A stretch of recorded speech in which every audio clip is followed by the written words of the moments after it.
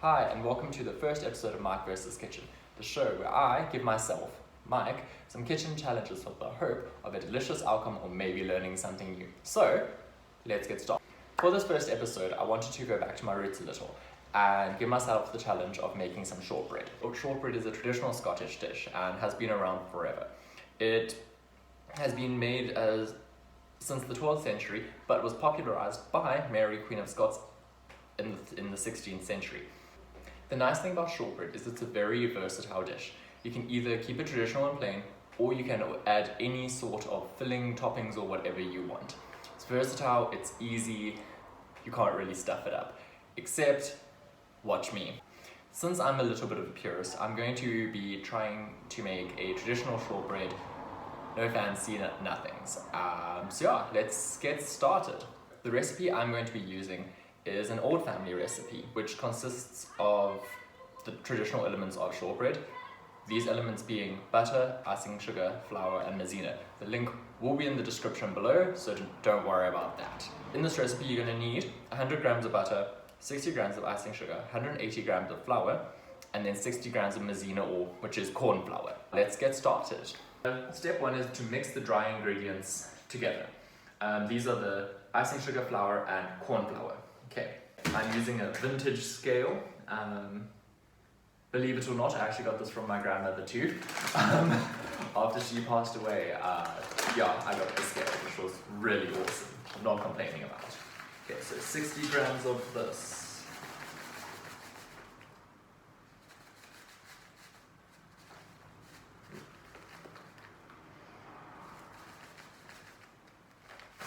$180 grams of flour. Okay, this is plain all-purpose flour, or baking flour, cake flour, whatever you want to call it. Just regular flour will do. 175, that's 180.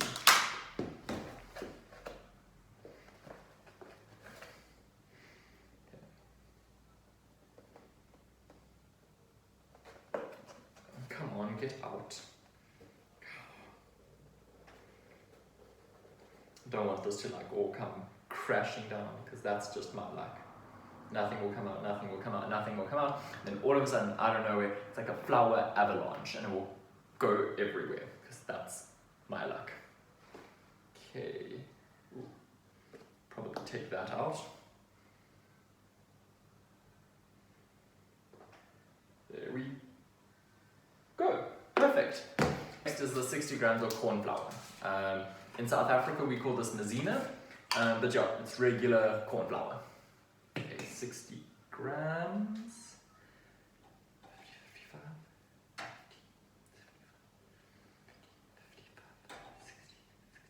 75, yeah, that's 50, 55, 60. No, there, great. Okay, 60 grams, it's not a lot, so yeah.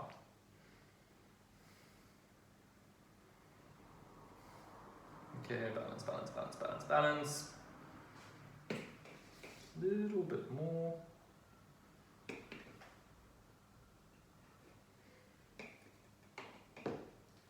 Think.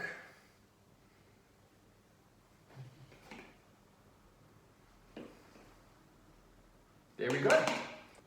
Okay, now that all of our dry ingredients are sorted, we can move on to the butter. Now the trick with the butter is that you want your butter at room temperature.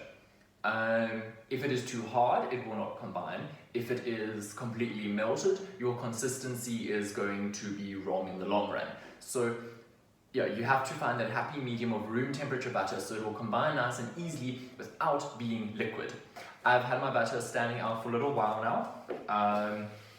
It's been I took it out this morning, so it's had a good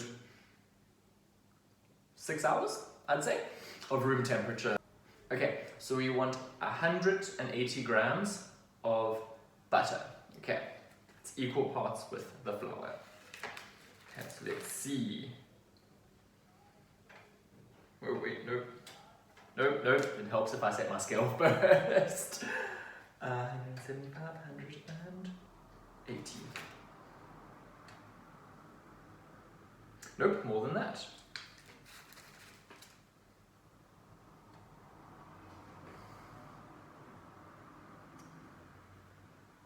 Oh, a little bit more.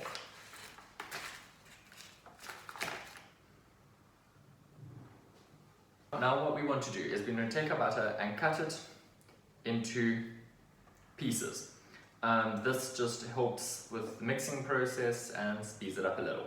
I do have a proper stand mixer, so again that also does help make mixing easier, but yeah, cutting it up will help as well, speeds up the process.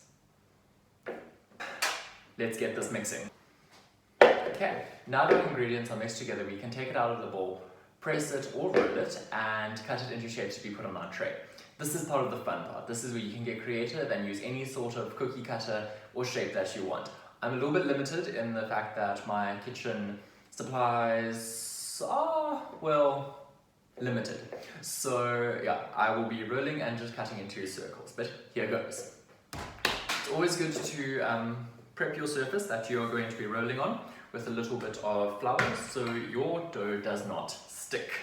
Okay, what I usually do is I divide the dough in two so it is easier to work with. Okay, so I'm flattening it out just using the palm of my hand. You want to do this flattened out to about half a centimeter or so thick. It's up to you really about how thick you want it. This will affect your cooking time, so also bear that in mind. Okay, cool. So now that I've flattened my dough out, I have my cookie cutter, which in this case is a slightly large shot glass, and I'm going to cut out my circles. I personally like little discs, bite-sized chunks of shortbread, but like I said, you can cut this into any shape you want. This is where shortbread is fantastic. You can do almost anything you want. Cool. So I'm going to remove the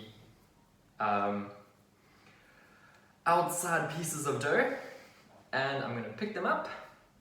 And I'm going to pop them onto my already greased baking tray. Okay. Again, the nice thing about shortbread is when you pick it up and you maybe don't get it so round anymore, that's okay. Just reshape it. Now, spacing is everything. You want to get as many cookies on your tray as possible. Yeah, which isn't always so easy, but like in life, just do your best. And that's all you can do. Try your best. Now that all my shortbread discs are cut out and on the baking sheet, what I'm going to do is I'm going to take a fork and prick them slightly on top of each in order so they cook better. Don't know why this works, but it does, so prick away. If you want, you can start to get creative and do little patterns and things like that, or you could just stay relatively normal and prick and give them a prick. I'm going to try to get a little creative on this one, do a little snowflake. Yeah, but very much like the theme of this video, you're only limited by your imagination.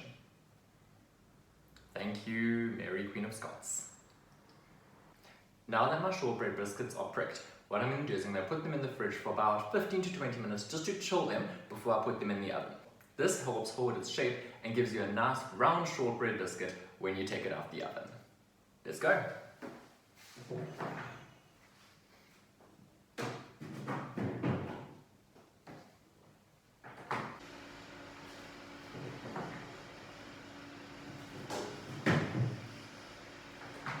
Okay, so my shortbread biscuits have now been in the fridge for 20 minutes. They are nice and chilled.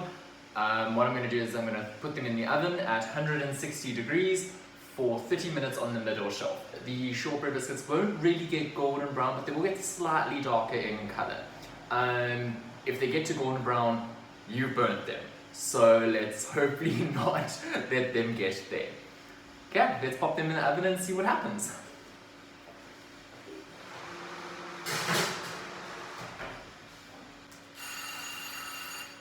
There we go. So, now that my 30 minutes has elapsed, I can take my shortbread cookies out the oven. Let's see what they look like. Shortbread biscuits. I don't know why I keep calling them cookies. I'm not American. Absolute perfection. Now that the biscuits are baked, we can take them out the oven and let them cool. This will take a little while, but you obviously have to do this before you can eat them. Let's hope we have made Mary Queen of Scots proud. Now that the shortbread biscuits have cooled, I can take them out the tray. As you can see, they're a delicious golden brown color. For the final test, let's see how this goes.